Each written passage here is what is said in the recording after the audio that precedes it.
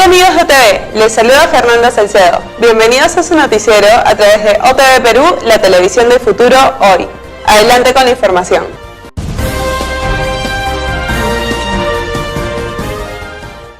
Esposo de Keiko Fujimori no asistió a fiscalía que investiga el lavado de activos. El esposo de la ex candidata presidencial Keiko Fujimori, el ciudadano norteamericano Mark Vito Villanella, no asistió a la citación como testigo de la fiscal Sara Vidal, que investiga tanto a la lideresa de Fuerza Popular como al ex secretario general de esa agrupación, Joaquín Ramírez, de presunto lavado de activos. Villanella fue citado como testigo, pero también debía explicar temas vinculados a su patrimonio personal y empresarial. En tanto, el esposo de la investigada, que se ha demostrado que no tiene dependencia laboral con ninguna empresa. A Vito se le ha encontrado varios terrenos en Chilca por un valor de más de $600.000, sin que pueda señalar con qué ingresos los adquirió. Joaquín Ramírez fue uno de los financistas de la campaña de Keiko Fujimori y, como tal, fue congresista y principal dirigente de su agrupación política. Formó una ONG llamada Oportunidades, que llegó a dirigir la lideresa naranja. Esta ONG habría recibido dinero cuestionado y fue investigada por la DEA. Por otra parte, existe el testimonio de un piloto, Jesús Vázquez, que contó a la cadena Univisión que Keiko Fujimori le entregó a Ramírez $15 millones para que los lave y puedan ser usados en la campaña electoral del 2011. Se supo que Vito se comunicó con la fiscal que ve el caso del lavado de activos para pedirle que reprograme su audiencia, aunque no se reveló la causa.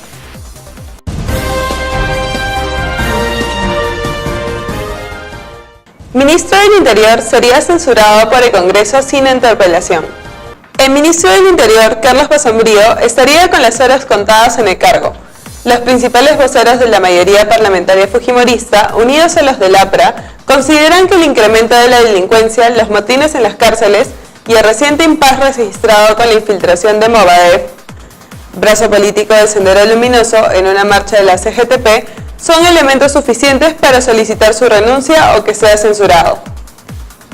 Las explicaciones de Basombrío ante la Comisión de Defensa del Congreso, que preside la legisladora aprista Luciana León, unido a las discrepancias entre su testimonio y el del director general de la Policía Nacional sobre si hubo o no apología del terrorismo en esa marcha, no convencieron a la representación nacional y originaron más bien momentos tensos con parlamentarios como Lourdes Alcorta. La congresista fujimorista dijo que la presencia de Basombrío había sido una pérdida de tiempo y que, en su opinión, lo mejor era censurarlo sin siquiera interpelarlo. Otro vocero naranja, Luis Galarreta, dijo que el ministerio debía dejar el cargo, aunque aún no se ha discutido en su bancada el mecanismo. Para el congresista Mauricio Mulder, lo correcto sería llamarlo a interpelación y, una vez, tras escucharlo, decidir si se le censura o no.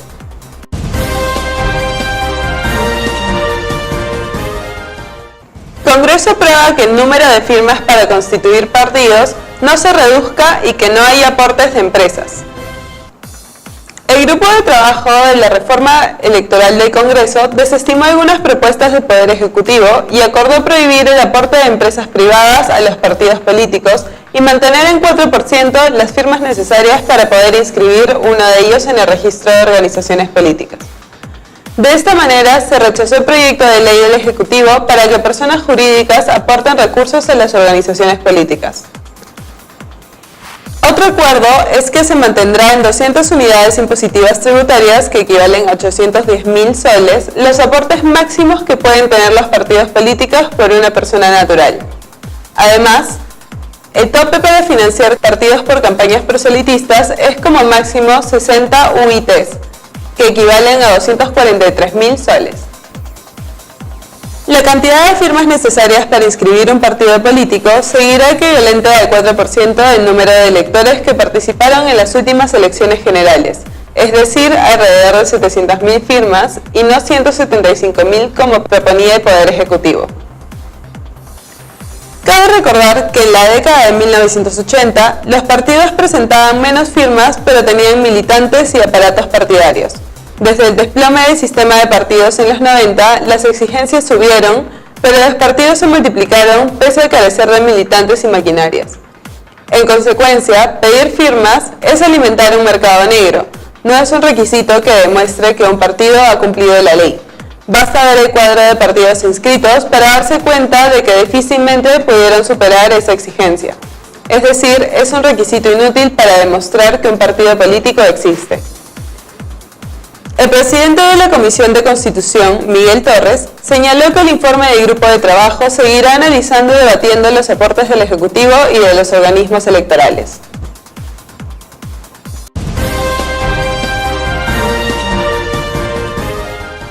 Premier Zavala sostiene que reglaje a ministro Nieto provino de agencias privadas. El presidente del Consejo de Ministros, Fernando Zavala, rechazó que la denuncia de reglaje presentada contra el ministro de Defensa, Jorge Nieto, y parte de su equipo, venga de parte del gobierno. Lo que tiene que dejar muy claro es que no es una práctica de este gobierno hacer este tipo de investigaciones o reglajes. Lo que estamos viendo es que se trata de un caso donde parecería que son agencias privadas las que están efectuando ese seguimiento, declaró el Premier. Nieto Montesinos atribuyó las irregularidades a remanentes del montesinismo en todos los ministerios y se comprometió a mantener actualizado el gabinete sobre los procesos de la investigación que continuará en el más breve plazo.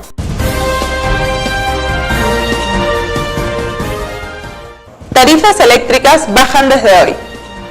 A partir de hoy, 4 de mayo, el Sistema Eléctrico Interconectado Nacional reducirá sus tarifas en 5.2% para usuarios domiciliarios y 6.7% para usuarios comerciales e industriales, según afirmó Osindermin. La reducción de tarifas se debe a los resultados de la revisión trimestral de los saldos de los contratos entre compañías generadoras y distribuidoras de electricidad. Gracias a la fijación de los precios de transmisión, peajes de transmisión secundaria y sistemas complementarios de transmisión asignados a la demanda, se obtuvo un margen que permitió hacer el reajuste. En lo que va del año, la población ha observado una reducción acumulada de 7.7% para los usuarios domiciliarios y de 10% para los usuarios industriales o de comercio en las tarifas del CEIN.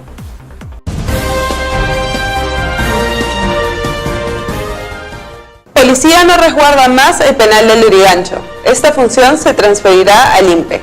A fin de año, la policía ya no custodiará más el penal del Lurigancho, una de las cárceles más peligrosas y pobladas del país, en la que existen casi 10.000 presos custodiados por 200 policías, generando una situación de emergencia insostenible, aseguró el director de dicho penitenciario, Tomás Garay. El pasado 30 de marzo, un interno del penal, Jorge Medina, quien cumplía una condena de 17 años por tráfico ilícito de drogas, se escapó con la complicidad de 4 agentes, poniendo en manifiesto la situación crítica que se vive en este centro penitenciario. Y el pasado martes, 50 internos participaron en una revuelta en Los Techos, a raíz de una disputa entre dos bandos que buscaban el control del pabellón 5 del penal. Carlos Fernández, abogado de asuntos penales de la Defensoría del Pueblo, indicó que hay precariedad en el sistema de seguridad, siendo un penal donde se pueden ingresar con documentos de identidad falsificados. No hay escáneres y los bloqueadores de celulares no funcionan. Fernández afirmó que la Defensoría del Pueblo ha recomendado en varias ocasiones que el Instituto Nacional Penitenciario, INPE, tome el control absoluto del penal, como sucede con otras cárceles del país. Mientras tanto, la ministra de Justicia y Derechos Humanos, Marisol Perestello, precisó que su sector coordina con el Ministerio del Interior el proceso de transferencia del centro penitenciario.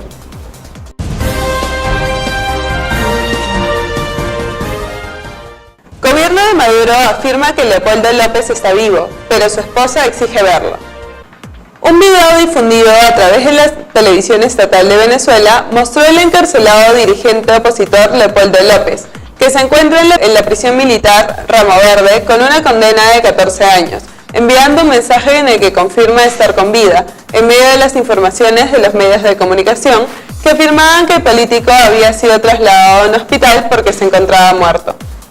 Mientras tanto, Lilian Tintori, esposa de López, aseguró que el video presentado por el programa de Diosdado Cabello, primer vicepresidente del Partido Socialista Unido de Venezuela, en quien no se reúne hace más de un mes. Además, denunció que sus abogados tampoco han conseguido visitarlo en la cárcel tras la medida de total aislamiento que mantienen las autoridades militares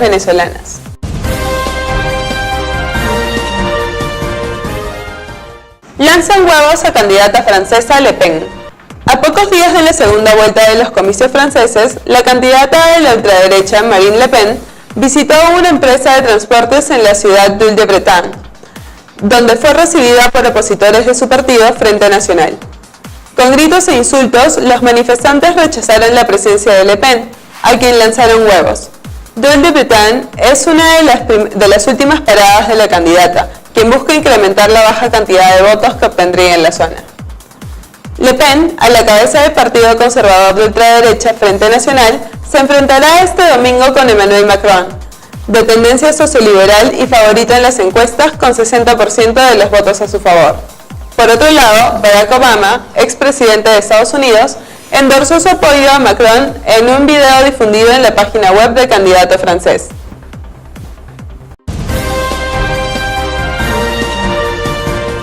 Gracias por sintonizarnos. Les informó Fernanda Salcedo a través de OTV Perú, la televisión del futuro hoy. Permiso.